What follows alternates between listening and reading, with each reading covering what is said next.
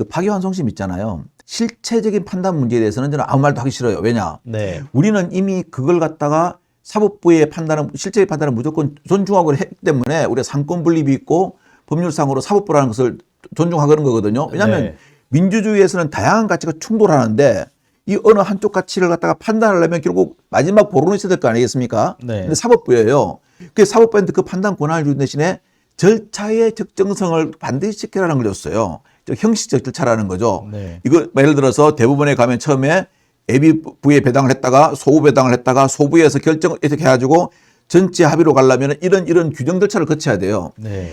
지금 조희대 대법원장이 잘못한 거는요. 이런 절차를 다 생략해 버린 거예요. 워낙 급하니까. 네. 자기 목적대로 가려고 그러니까 이미 목표를 정해놓고 가려 보니까 네. 이게 너무 급했던 거예요. 근데 이게 이러다 보니까 사법부가 비판의 대상이 돼버린 거죠. 실체적인 문제, 파기환송을 해도 좋고 파기 재판을 해도 좋고 네. 아니면 기각을 해도 좋아요. 그건 사법부의 고유 권한입니다. 그걸 누가 이야기하면 우리는 민주주의 국가의 법치주의 국가에 살 가치가 없는 거예요. 그런데 뭐냐?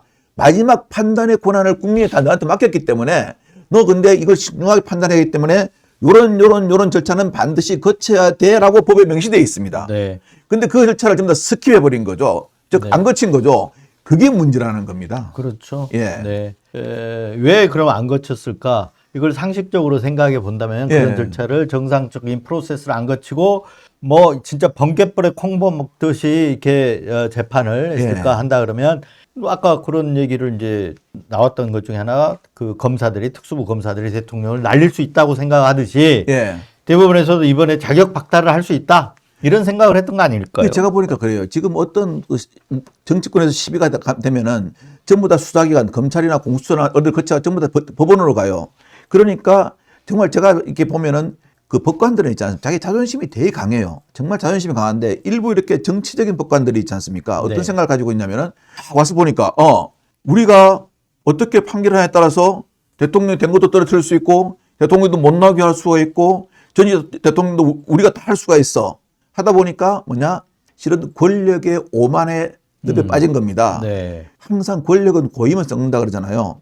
민주국가에서 권력이 오만 늪에 빠지면요. 네. 국민의 심판의 대상이 됩니다. 맞습니다. 네. 이거는 말입니다. 국민들이 권력을 위임해 준 겁니다. 일정한 자격을 갖춘 사람, 사법고시를 쳐가지고 뭐 판사를 몇 년하고 하면 권력을 너희들은 참 우리보다 훨씬 낫고 생각도 낫고 법도 잘 알 거야.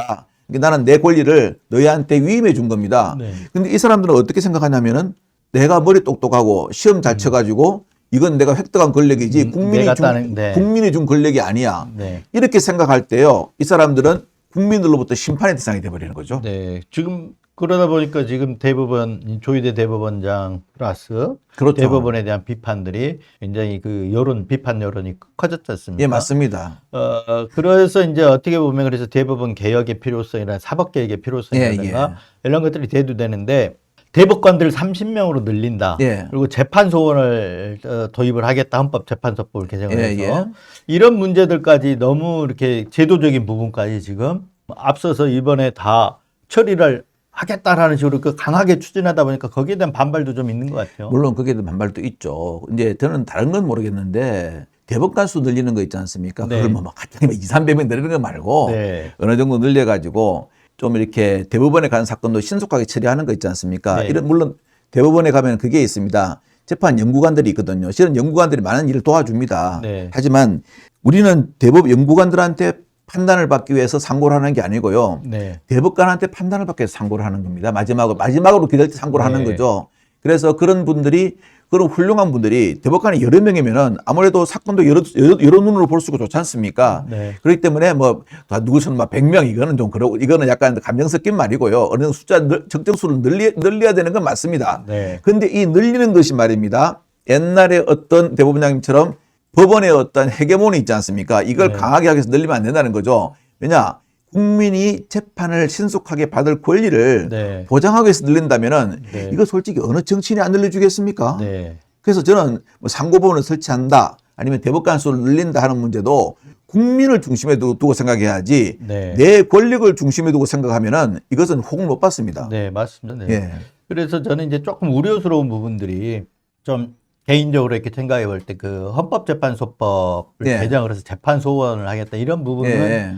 조금 굉장히 이게 제도적으로 면밀하게 검토를 거쳐서 해야 되는데 그럼요. 이렇게 막 그 지금 이 상황에서 조희대 대법원장에서 뭔가 지금 어떤 개혁의 필요성, 어떤 비난받을 지점, 비판받을 지점에 있어서 그걸 같이 끼워 넣어가지고 한꺼번에 막 추진하려고 급하게 추진하려고 하는 것 같아서 조금 우려스럽게 좀 바라본 측면도 있어요.